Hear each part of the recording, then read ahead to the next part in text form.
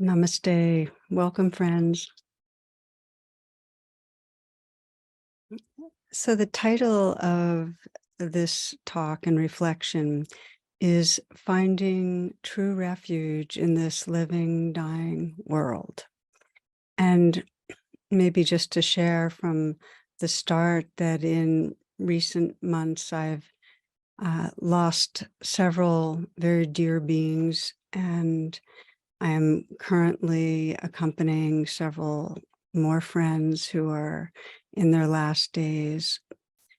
And so I wanted to reflect together on maybe one of the most, I'd say, central and often not named questions in our lives, which is what helps us face loss and death? How do we open and learn to relax with the groundlessness, with the uncertainty of these lives? And I know many of you are familiar with the story of the Buddha, how as the young Prince Siddhartha, he lived in these very luxurious palaces, uh, and he really never left the grounds of the palace area because it was huge until he was 29. And at that point, he went on some outings, went outside his father's kingdom, and he encountered three people: a sick person, an old person, and a corpse. And this shook his world. And that's when the driving question in his life emerged, which is, how do we find peace and happiness and freedom given the inevitable losses, the inherent insecurity of life? And so that set him off on his quest. The psychologist William James wrote that all religions and spiritual traditions begin with the cry, help. And there's really deep wisdom here that, no matter how well our lives are going, we humans all face the same predicament, really. It's that life's inherently insecure, that changes happen, it's uncontrollable, and we all die. Not only that, we lose that which we love. We lose others, and for many, we lose jobs or homes or capabilities, feelings of relevance. So even if we're sheltered from loss, kind of like the young prince, even if we deny and we don't face the truth of change and mortality, part of us knows. We sense in the background that basic insecurity. And so we look for ways to find some refuge, to find what helps us with that existential angst and insecurity. And I think often of this, it's an anonymous quote, that this life is a test. It's only a test. If it had been an actual life, you would have received further instructions on where to go and what to do. So remember, this life is only a test. And, we often do look outside ourselves for instructions, for protection, for shelter, for the guidance from others. Somebody sent me this recently. A man writes, "Today I was jumping with a parachute for the first time and I was scared to death. It began when the guy who was in the tandem with me asked how long I had been working as an instructor."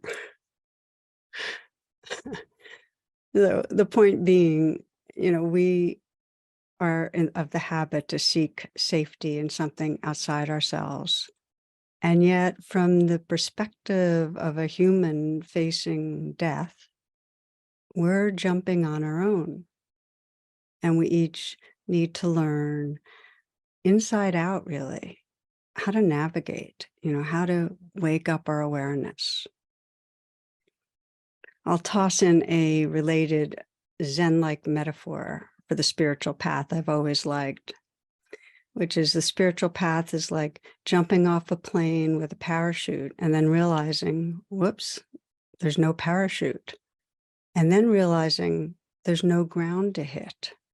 and then realizing there's no one who jumped. So these are realizations that actually unfold as we open and let go into moment to moment reality. But for many listening, that might have sounded a little bit woo-woo, and you might be thinking that, I'll opt for having an instructor in a working parachute. Okay, without jumping ahead, so to speak, let's look more directly at this domain we're in, this living, dying, moment-to-moment world. And in Tibetan Buddhism, and there's a teaching that really there's birth and death in every moment, birth and death in every moment. And science says the same, 1 million cells in your body die and are replaced every second. And all the cells in your body within 80 to 100 days. So there's supposedly a kind of new you. Through the day, there's continual arisings and passings of experience, of thoughts, feelings, images, sounds, the mood you might have been in at the beginning of the day, entirely different world. That one's died and you're in some other one now. And in larger sweeps, the beginnings and endings of, exercise routines or of phases of our work life, relationships, seasons, births and deaths. And that includes the birth and death of these physical bodies and of stars and of galaxies. Okay, so change is always happening. And how we relate to change, and I'm speaking to the daily ones and the great ones, actually determines the way you experience your life, the quality of your life. And in a simple way, the question is, do we meet change and resist and try to control what's happening? Or is there a deep quality of accepting this unfolding reality, of going with the flow? And the Buddha's central realization, he went on this quest, his realization was that it's really only by meeting this changing, uncontrollable life with presence, with compassion, with an allowing quality of presence, that we find peace and freedom. It's the only way to find peace and freedom in the midst. So I want to slow down here, in fact, pause with you. And just as you're listening, if you can let your attention go inward for a moment and reflect with interest, no judgment. Just notice, well, how do you relate to the insecurity of change? How do you relate to the challenging changes and losses?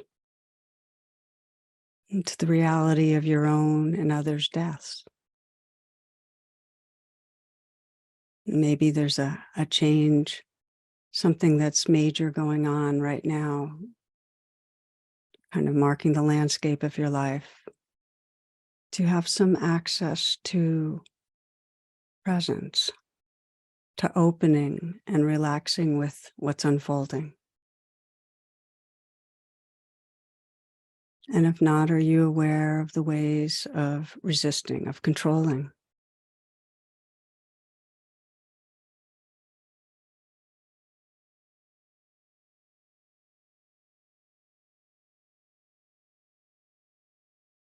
It's an important reflection, how we relate to change.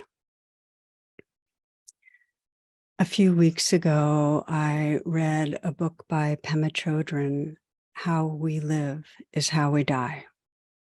And I'd say that this book is really the inspiration behind these talks, these 2 talks on this subject. How we live is how we die. It's a super high recommend, friends. I hope you'll read it. It really touched me. And the book's really a powerful invitation to practice relaxing and letting go into the groundlessness of day-to-day living, really to consciously face the insecurity that's always in the background, the uncertainty, the change. Because really, it's that day-to-day relaxing with groundlessness that allows us to meet the death of our body with a fearless, relaxed, open awareness. And it's that capacity to relax, the change that actually allows us to cherish this life. Okay, so daily, this whole practice of surrendering to the changing flow. And in a larger way, the teaching is to stay aware of the impermanence of this lifetime. That's powerful. And it might sound morbid, but I consider this from Bhutan. This is an anonymous quote that contemplating death 5 times a day brings happiness. Now, how is that? Contemplating death 5 times a day brings happiness. And I'll just speak personally that I've found, and this is probably over the last couple of decades, that the more I intimately sense and face and experience this body changing, getting older, the reality of death, the more love awakens. I find that there's a direct correlation. Facing death awakens love. Sensing my mortality, sensing others, letting myself recognize in any given moment, taking a hike, this might be the last time that I see these trees that are so familiar that I love so much, or the movement of the river, or the geese, or being with a dear one. And some part of me remembers, wow, I don't know if I'll see this person again. It brings up a huge here and now cherishing. And I know so many of you listening have experienced the great loving that comes alive, like really alive, fills our body in a very visceral way when we are aware of a dear one who's going to be passing soon. Or if we just imagine the cherishing of it's that comes if, wow, this might be the last time of hearing this person's voice, or seeing the light of consciousness in their eyes, or hugging them. When we really tune into impermanence, it brings forward a sense of the preciousness that's here. Okay, so I mentioned that it's quite natural that we as humans, unless we're forced to get intimate with impermanence, actually have the reflex to avoid facing it, to avoid the fears and the grief that comes with loss and death. So we have the conditioning to control and resist. It's universal. I mean, you might remember the story. I remember first hearing this decades ago. A guy falls off the edge of a cliff and he grabs onto a ledge. There's rocky crags hundreds of feet below. And he calls out, God, God, are you there? And there's a booming yes. And he says, God, can you help me? And there's a booming yes. God, I'll do anything. And then there's another booming, just let go. Is there anybody else there? It's really the last thing we want to do is let go into what's happening, to open to uncertainty, to dying. You might remember that definition of death, Patrick Henry's second choice. So what this means is that much of our behavior, much of our day-to-day behavior has to do with trying to manage and control this predicament of an insecure life. We're managing and controlling. And in my book, True Refuge, I describe this managing and controlling in terms of false refuges, just the habits that we all develop that comes out of that help. How do I deal with this insecure life? So the way I define it is that a false refuge is a habit of resisting reality, and a true refuge is the habit of entrusting to reality, opening to and relaxing with the truth of what is. So it's resisting reality, or really entrusting to reality, relaxing with what's unfolding. And here's the situation, that if false refuges, the ways we resist, are played out unconsciously, they prevent us from finding true refuge in the face of uncertainty and death. If our habit is to be unconsciously trying to control this ever-changing world day by day by day, we don't open to the kind of awareness and heart that really can carry us. But here's what's important, because we all have the false refuges and we all do them in a daily way. They can become the portal for awakening if we deepen our attention.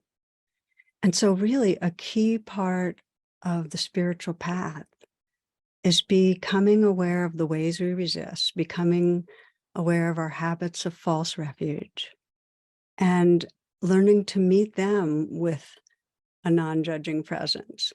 And that shifts them. And we're going to go into this. In fact, we're going to review the false refuges so you can begin to explore this in your own life.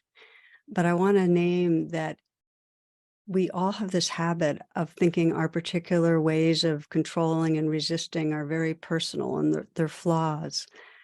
These are universal patterns of conditioning. They're survival strategies. I mean, they don't serve us anymore, but they were intended to help us live. And they're false just because they seem like they're going to provide us some benefits. They sometimes give temporary relief, but they don't do the job. And the classic example that probably many can relate to is if a young child's parents are abusive, punitive, the child in early age will develop the habit of dissociating from the body to avoid the raw pain and hurt of that. They might develop the habit of lying to protect against punishment, maybe overeating to help soothe what feels intolerable emotionally. And these are all initially adaptive coping strategies. And yet, if over the years there's no presence and there's no support to help unwind them, they cause suffering. They prevent healing and freedom. And while our habits of resisting are formed within our family or with our caretakers, they're driven by society. I mean, if you're in a society that's characterized by over-consuming or by speed or by addiction, that's going to shape your particular false refuge. Or society, and they usually come together, aggression. If there's racial or other caste systems, if there's a mainlining of deceit, if those who are rewarded because of their body size or material wealth or power, these are going to become false refuges that we'll seek out in order to protect ourselves from insecurity. Okay, so I'm going to review the most common ones, and they kind of fall into three main domains. And one of the domains is what we're chasing after or grasping in our daily life. And the other is the habit of running away. And then the third is fighting. And these should be sounding very, very familiar to you. They're all ways of just controlling our uncertain world. So we're really chasing after what will make life feel more secure, more stimulating, more full. And we see it daily in the ways that we seek the next hit, whether it's through social media or gaming or sugar or caffeine or sex or approval. We also see it in this background kind of belief or mind state that says, if only, And check it out in your life. My life will be okay, secure, happy, if only I have the right partner, or I'm at the ideal weight, or I get the promotion, or my child gets into the best college, or I get the recognition and approval I'm seeking. Then I'll be happy and secure. And a big one of those is chasing after, grasping after getting things done. It's almost like the more we're in the doing self, the more we avoid that deep insecurity that comes when we're just being, like something's going to go wrong if we're just being. So there's chasing and grasping after happiness in all realms. I mean, spiritual realms too. There's that story of the Zen abbot, and he's at the monastery, and a new student comes to the door who wants to join the monastery, and the student says, "Well, how long will it take me to be enlightened?"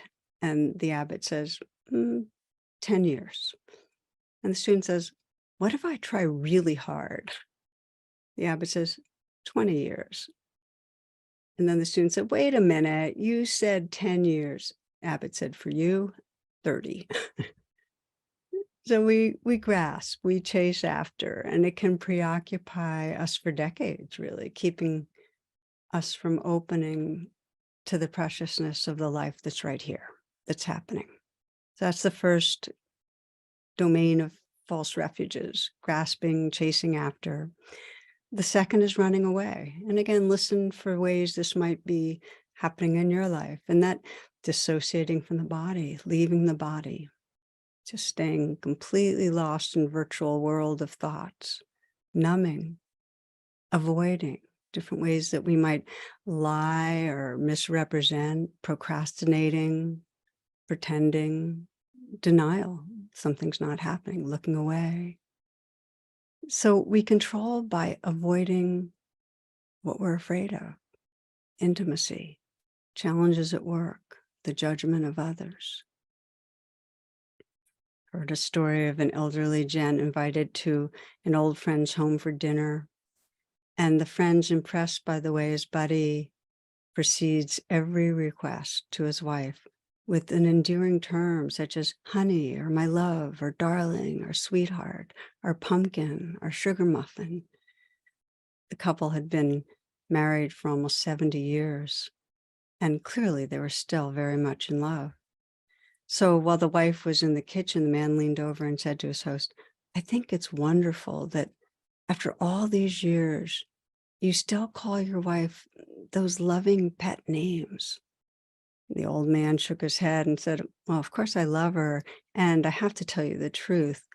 Her name slipped my mind about 10 years ago, and I'm scared to ask her what it is."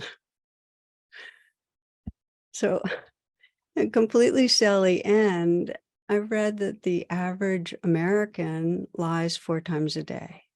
It's such a deep habit to protect ourselves by misrepresenting, and also to be dishonest with ourselves.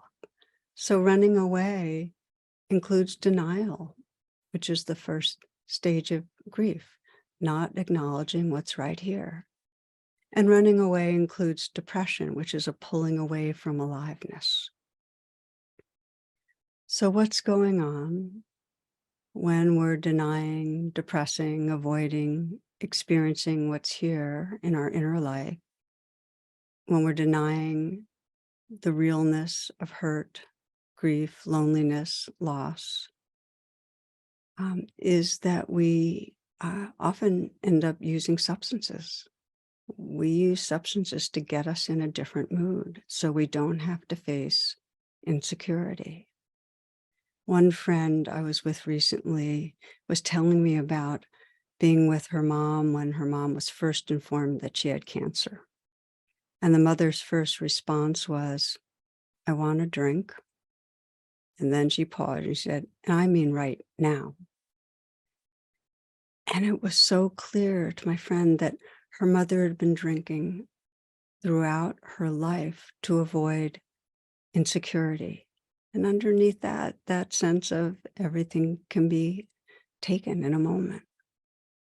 Okay, so that's the second of the domains of false refuges, running away. And the third is fighting. And we know that one too. In fact, it's often the most obvious control mechanism, the chronic blaming and anger and aggression.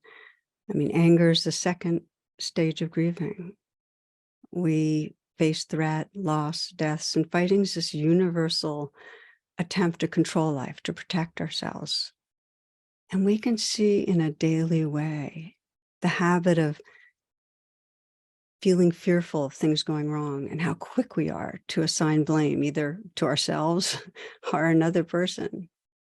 It's easier to lash out. And again, inwardly, outwardly, it's easier to blame, to fight, than just to open to the reality of, okay, insecurity, fear, sorrow, loss.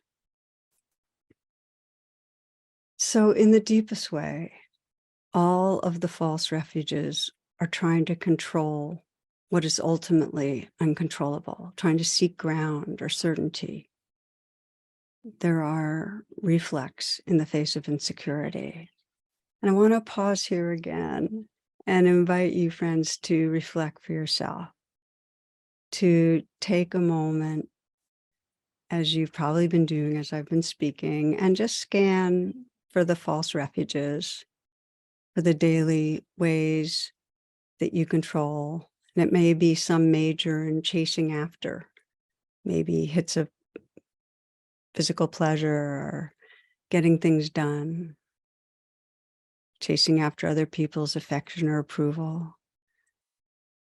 Or you might have been noticing ways you run away, the way you numb, maybe avoiding with being online a lot, or certain kinds of reading or TV, or maybe running away by pretending with others or misleading.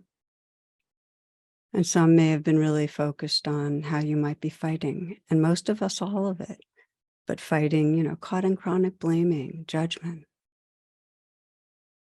So for yourself, sense if any particular false refuge jumps out as something that you sense as a real strong part of your daily life, something you sense as trying to control that deep insecurity.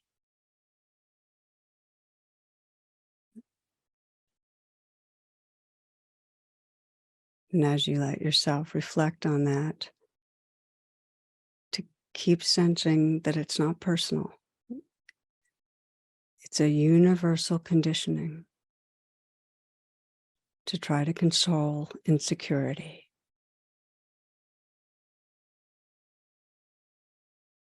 And sense how it's asking for your attention, that this is a place of potential transformation. So that for now, you can just hold this with your wisest self, a conscious place for deepening presence as you move forward.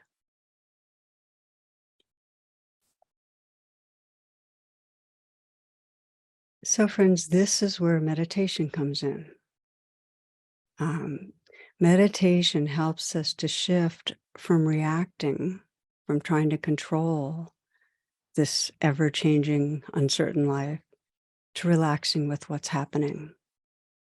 And I'll give you an example in daily life, because the more we practice daily, the more we are capable of relaxing with what's happening with the great losses and death. So for myself, and I have been tracking false refuges for decades, I can see how insecurity triggers all the common ones, actually. When I get anxious, how I tend towards blaming myself or blaming others, how I'll hide by numbing, how I've used food to kind of get rid of anxious feelings. I'm just naming some randomly here, but I want to name the most chronic chasing after, which is getting more done, that there's this underlying insecurity that I've been encountering over the decades about worth, and that my way of trying to secure worth is overdoing, overworking, and I'll slow down here because I know how big this is for many. It's very much a societally driven one. Our worth is easily hitched to feeling, if we're worthy, then others hopefully will love us, respect us, not exclude us. And if you think back through our history as a species, being excluded or rejected or scorned was actually the recipe for death. So for me, in working with the false refuge of overdoing, I do it both informally and formally. I'll sometimes in the middle of the day just catch myself, really fixated on trying to get something done and all grim and tense and so on, and pause then and just reflect. And sometimes it'll be when I'm meditating, I'll sense, my mind going towards doing, and I'll use that as a time to pause. But either way, the deepening of attention is really saying, well, what is actually happening inside me right now? And if I get behind the urge to do, there's an anxiety driving it. And it has the tenure of, I'm not okay or not enough, or I'm going to fall short in some way, or if I don't prepare, I'll fail. Something can go wrong. It's really that basic insecurity about the frailty and uncertainty of life. Something can go wrong. There's this groundless sense. So then I lean in. It's a choice to be with and to feel fully, primarily, to feel it in my body and feel it with presence and with kindness. And to the degree that that presence and that tenderness is fully there, embodied, the contraction loosens. There's some untwerking. And then that pure energy that's been torqued is free to move through me in a very, the experiences of being more enlivened, more loving, more present. There's a transformation. When I'm resisting, when I'm feeling driven to do, there's a twisted tightness. When I just be present with that anxiety in my body, it loosens up. So many rounds in daily life, it's a deep one of just discontinuing the doing and opening to that deep uncertainty, relaxing with groundlessness. And then it gets transformed into an intensified presence. It's a taste of true refuge. And as mentioned, it's the daily practice of being with insecurity, of relaxing with groundlessness, that actually allows us to open to the very huge feelings of groundlessness when our life or the life of a beloved is going to be passing. So share a story. This is from several decades ago. If you want to read it in its fullness, it's at the very beginning of True Refuge. A woman had approached me at the end of a weekend, I think it was, retreat, and her partner was dying.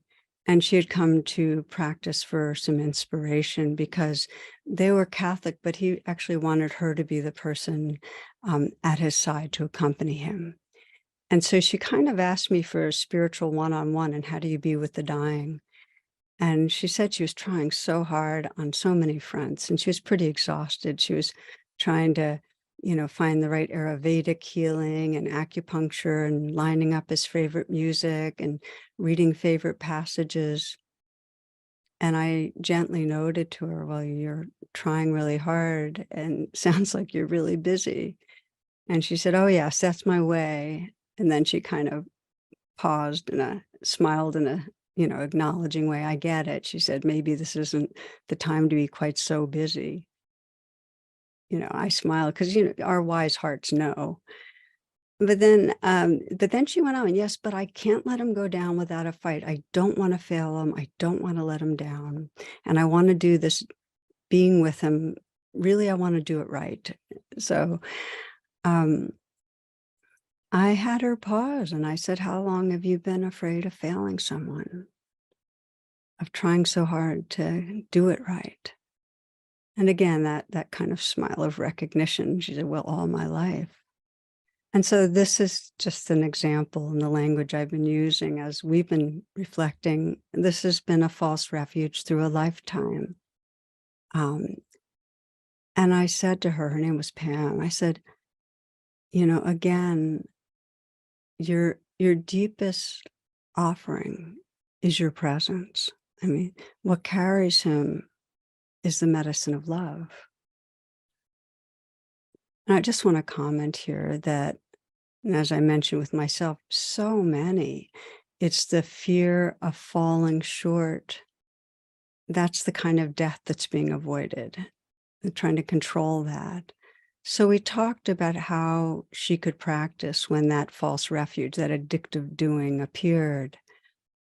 And what I suggested was to pause when she noticed it and just ask these two questions I often ask myself, which is, what is happening inside me right now?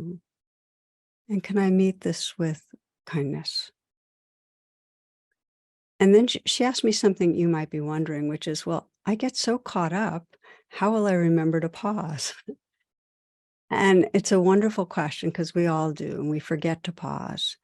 And I just said, set your intention every day. Just set your intention to be aware when you can, when you get caught in that doing, and to pause. Just set your intention and you'll forget, but you'll be more inclined towards remembering. Okay, so I heard from her maybe a month later, a week after her partner had passed.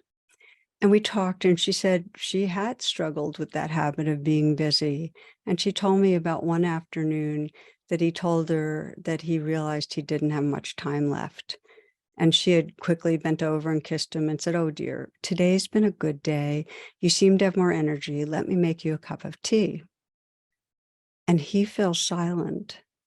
And that silence shook her because she could feel how her habit of being busy separated them. And inwardly, she could feel how it separated her from her own heart.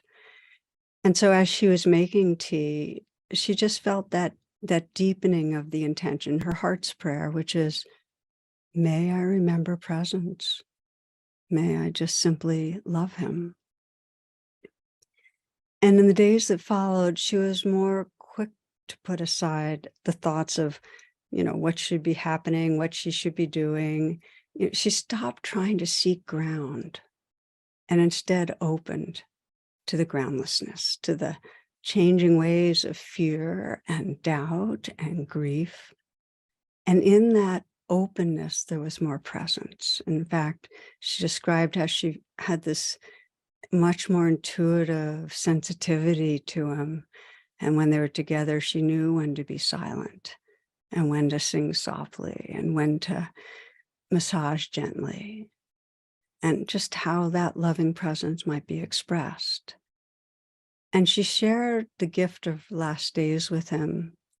And she said this, she said, in the silence, I could see past a sense of him and me, and it became clear we were a field of loving, total openness, warmth, and light. He's gone, but that field of loving is always with me.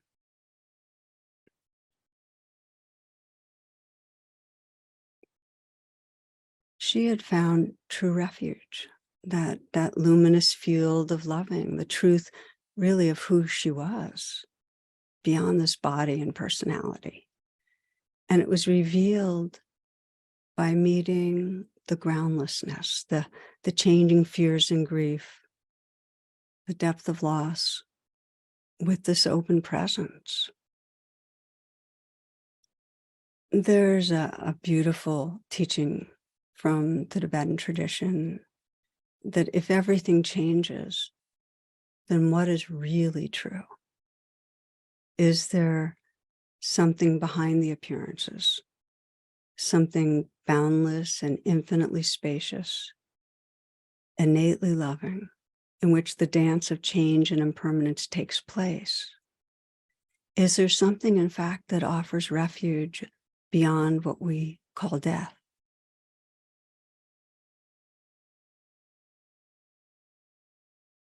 In the deepest sense, our refuge is who we are.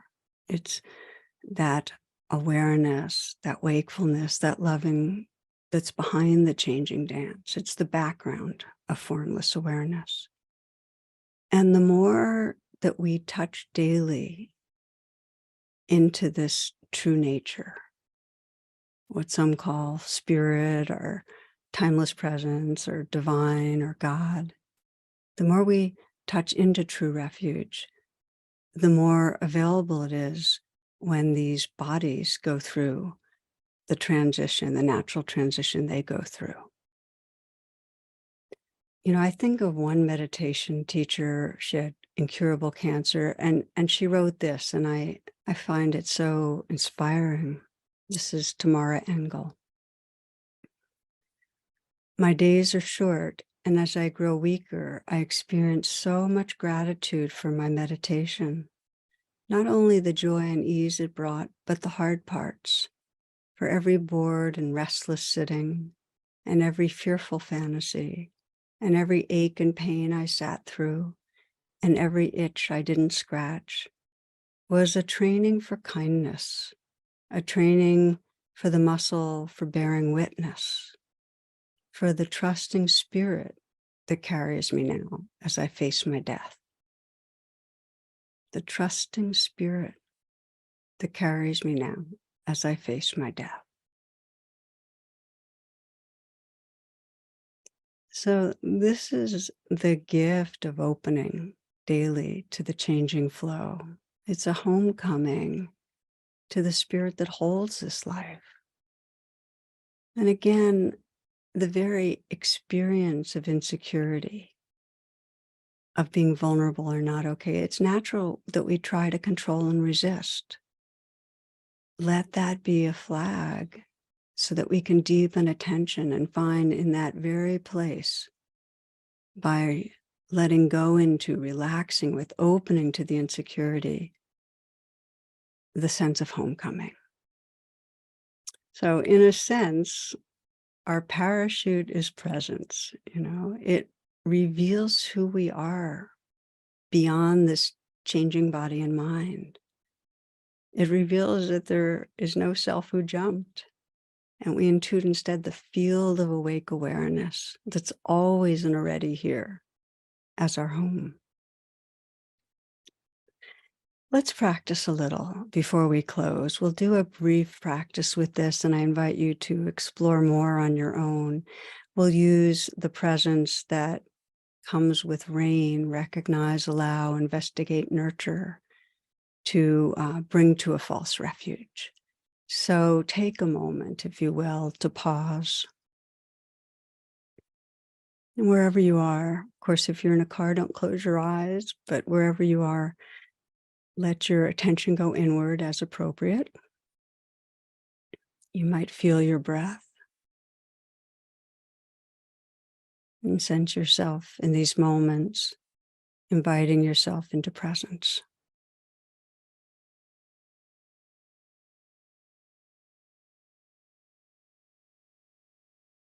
And as we did earlier, you might scan your life and sense a false refuge that arises in daily life that is driven in some way by insecurity or fear, not trauma. See if you can not bring the process to something that'll feel overwhelming. And you might choose what you identified in the last reflection. Some way that you're hooked on chasing after, grasping after something, running away, fighting.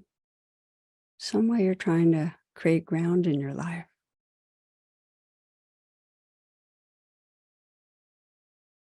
And imagine a recent time, bring it to mind that you were playing it out. Just bring yourself into the circumstances where you were, what you were seeing, what you were doing, what you were thinking.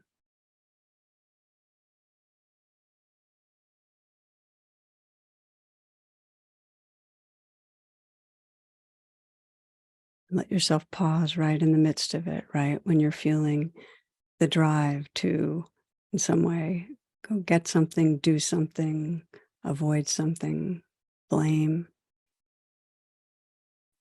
and discontinue that activity. And the R of rain is recognize. Just recognize what are the primary feelings you're aware of.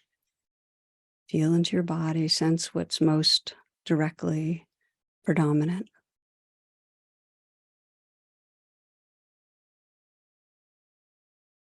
Let your intention be to allow, the A of rains allow, to let that be there, not trying to get rid of or change anything.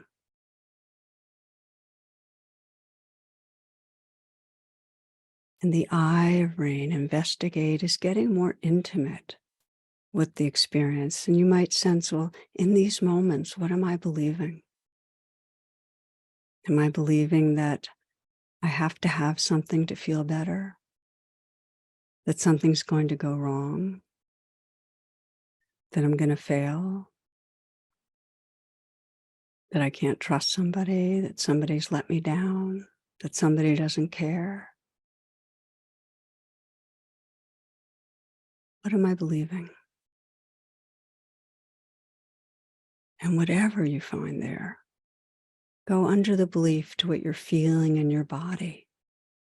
Fear, insecurity, hurt, the not okay, vulnerable feeling in the body. Just find where that is, maybe your throat, your chest, your belly, and see if you can even let your face and your posture express that vulnerability.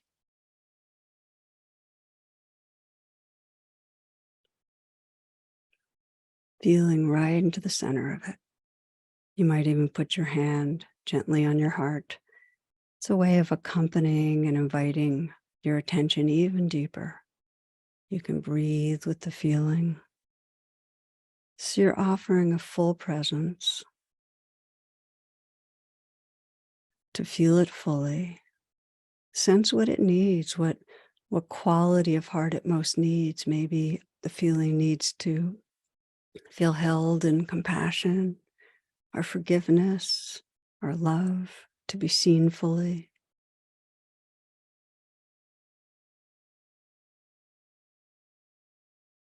And from your wisest, most loving self, the nurturing, to offer what's needed, to feel the energy of love and presence coming right through your hand, right into where the fear or anxiety or vulnerability lives.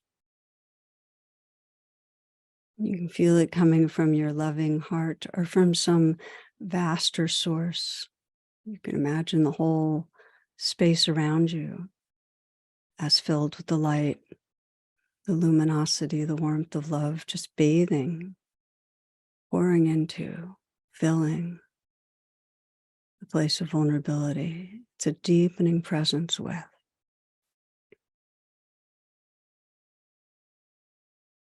And letting yourself be the holder and the held.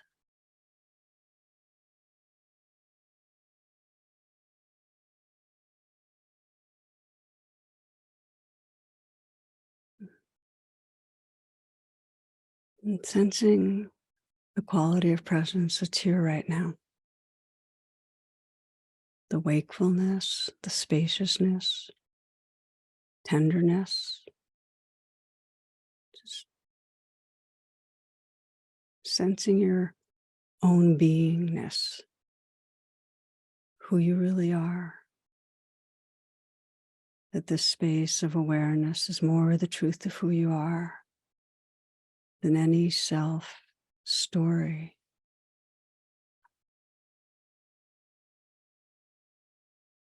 This is what you can trust in. This is what will carry you.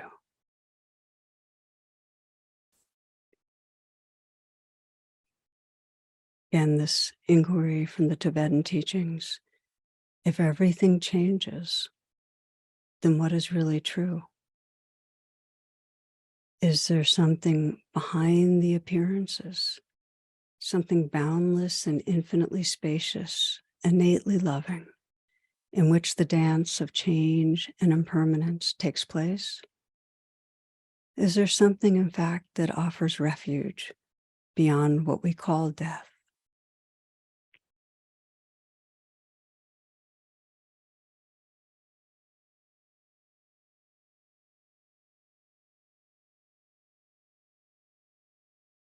In these last few moments, sensing what you most want to remember, what's important to you.